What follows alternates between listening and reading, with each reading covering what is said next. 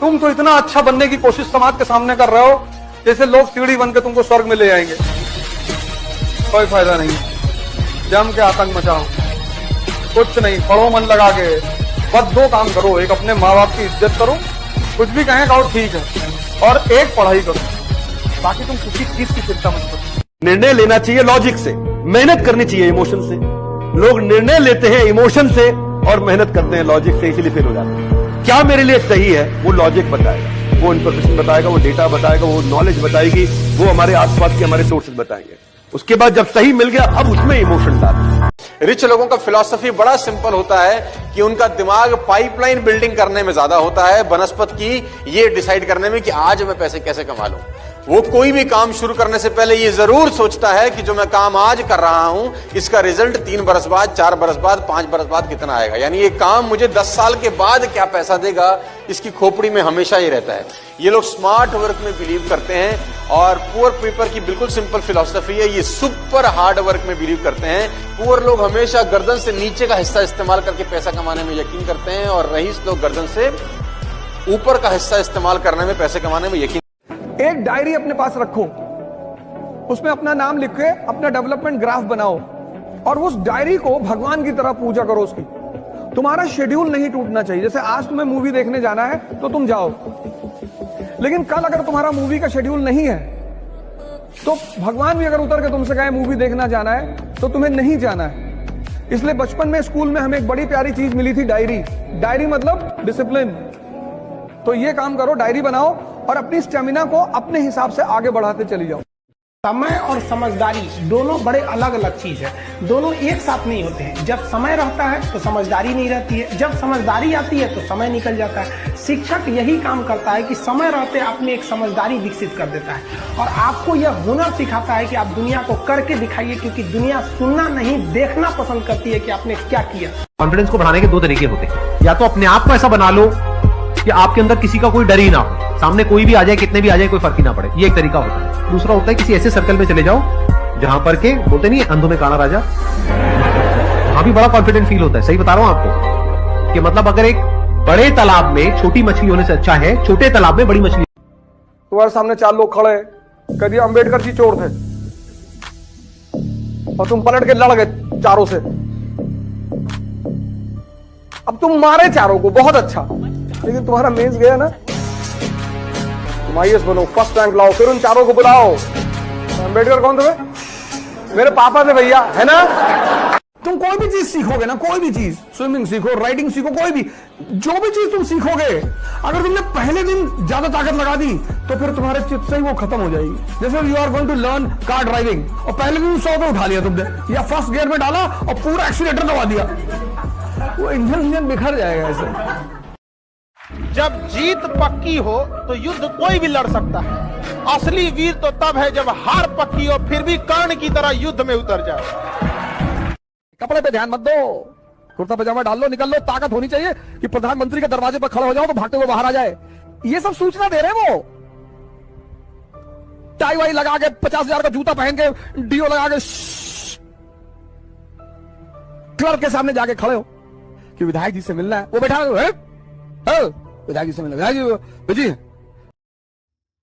लेकिन याद रखिएगा, जो लड़कियां या जो लड़के माँ बाप से खिलाफ करके शादी ब्याह के लिए भाग जाते हैं, भगवान उनको नरक दिखाना इस पृथ्वी पर, क्योंकि सच्चा प्रेम तो माँ बाप करते हैं। आप बूढ़े हैं, जवान हैं, बदसूरत है, अमीर है, गरीब है, कोई फर्क नहीं पड़ता है इस दुनिया में, लेकिन माँ बाप आपको हमेशा उसी स्नेह से देखते हैं। कभी देखिए ना, कोई लड़कियों को सुने क्या कहते, मेरे सपनों का वो राजकुमार। कभी सुने मेरे सपनों का मजदूर? नहीं सुने होंगे वहां पर। लेकिन आप मजदूर रहे या राजकुमार रहे, माँ उतना ही प्रेम करेगी। जिस दिन गाली सुनकर और मजा आने लगे, समझ लेना तुम बहुत सही रास्ते पे जाने लगे। और वही करना है। जीतने के बाद उन चारों आदमियों को बुलाना है कि क्या कह रहे थे तुम? नहीं भैया, हम तो भैया ये गुड्डू।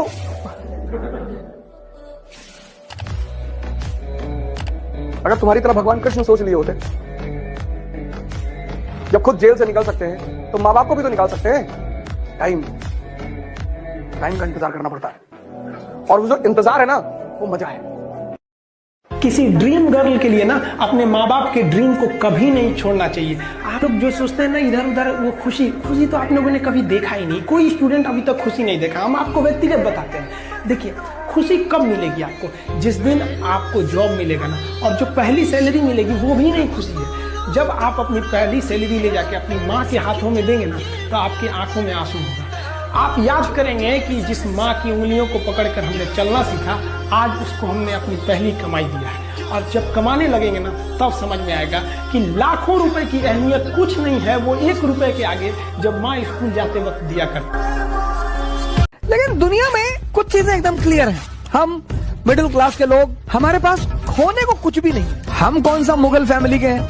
जब गांधी फैमिली के राहुल गांधी 30 चुनाव हारकर फिर लड़ने के लिए तैयार हैं, मैं राहुल जी से बड़ा प्रभावित हूँ इस मुद्दे पर। ठीक है, उनकी हिम्मत की, उनकी इस चीज की मैं बड़ी सराहना करता हूँ कि क्या बात है, क्या जज्बा है उस बंदे में, लड़ाई लड़ेंगे। जब वो गांधी फैमिली होकर उनको चिंता नहीं, मोतीलाल नेहरू प्रभावशाली आदमी, जवाहरलाल नेहरू प्रधानमंत्री, इंदिरा गांधी प्रधानमंत्री, उनकी माँ किंग मेकर, उनके फादर प्रधानमंत्री, आप क्यों परेशान होते हो? मेरा प्री नहीं निकला, कोई बात, दूसरा दे दो।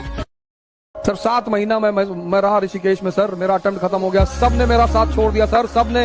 मैं पैसे 1-1 रुपए के लिए मोहताज हो गया। मेरे एक मित्र हैं, 100 रुपए मांगने पे नहीं दिया उन्होंने सर। लेकिन मेरे पिताजी आते थे ऋषिकेश, मुझे पैसा देते थे। मैं उनसे कहता था मैं अब कुछ करूंगा नहीं, पैसा कमाऊंगा, तुम्हारी बुढ़ापे की गारंटी बनूंगा, मैं कुछ नहीं करूंगा। तो बोले यार हम तुमसे कुछ कहते हैं, लेकिन जब तक मैं जिंदा हूँ तब तक मैं आकर तुमको पैसा देता रहूंगा। और सर 7 महीने आते रहे वो ऋषिकेश और मुझे पैसा देते रहे सर। और कभी कभी तो लोगों को भेजते थे मुझसे मिलने के लिए कि जाओ, ऐसे कहते ना घूमने आए थे, कुछ पैसा दे आना। ये होते हैं माँ बाप। तो हमारा प्रिंसिपल परेशान रहता था कि यार तुम्हारा बाप तुमको कुछ कहता ही नहीं, कहते ही नहीं सर। प्रिंसिपल के सामने डांट देते थे। जैसे अगर कोई बात होती थी, बुलाते थे प्रिंसिपल, तो उनके सामने डांट देते थे, तो बदतमीजी करते हो स्कूल, चला कहीं तो फिर कहते थे लड़का है साहब। फिर बाहर निकल के हमसे कहते थे कि पागल है तुम्हारा प्रिंसिपल। मैं गाँव जाता हूँ कभी, तो रहो चलो मेरे साथ। एक आदमी चादर लेकर खड़ा रहता, 4-5 लोग अपना गन वन लेके खड़े हैं, 4-5 बाउंसर दिल्ली से ले आता हूँ, गुज्जर उज्जर सब मेरे दोस्त हैं। चल, हाँ चलो सर,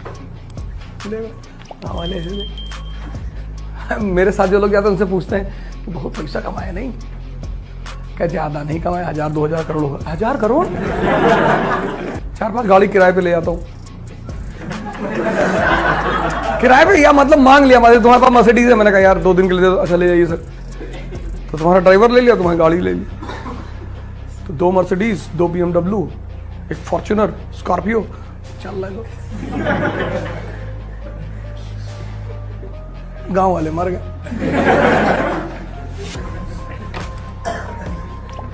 उनका मरना जरूरी था, अनावश्यक गाली देते थे मुझे।